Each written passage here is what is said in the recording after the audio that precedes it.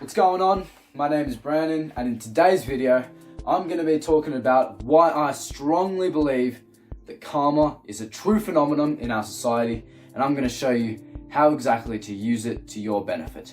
Let's jump straight into it.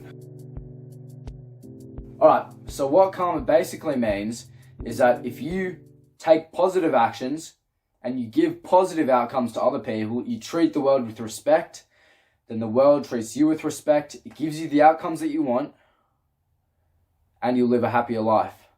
So let's see, how true is this thing really? I mean, karma as a spiritual sense, sometimes it can seem a bit woo-woo. It's like karma, like offer good to the world and you'll get back. But in a very practical sense, there's two reasons why karma truly exists. Alright, and the first one is a concept that you've probably heard of, and it's called gratitude. Basically what it means is that when you treat someone well, when you treat someone with respect, when you treat someone like they mean something basically, when you give them good things, when you give, say, some worker a raise, then they feel this thing called gratitude. And basically that means that they're going to want to give back to you. Okay? And this is a biological phenomenon. Basically it went back to, I don't know how long ago, when we were cavemen, and say another caveman gives you some berries, and you're like, oh, I feel so good about that, I want to give back to you. And then you give back to that person, so they give back to you again. But the ones that actually didn't do that, the cavemen that got the berries, and they were like, thanks, but nah, you're not getting anything. They didn't survive. They got kicked out, they didn't get any food, they didn't go well. Okay, so basically, karma exists in the sense that if you treat people well, they are really likely to treat you well back to you. Okay, so if you're really nice to someone, they're going to be nice to you. If you give someone a lot of gifts, in whatever way that might be, they're going to give back to you. If you're a business and you give out lots of value to the people, they're going to give you a lot of money. Okay, and that doesn't mean that you give things to try and get back from people. You give for the sake of giving, for the sake of love, and then they're going to love you back for it, and they're going to be grateful for you. Okay, so that's the first way that karma actually exists in our world.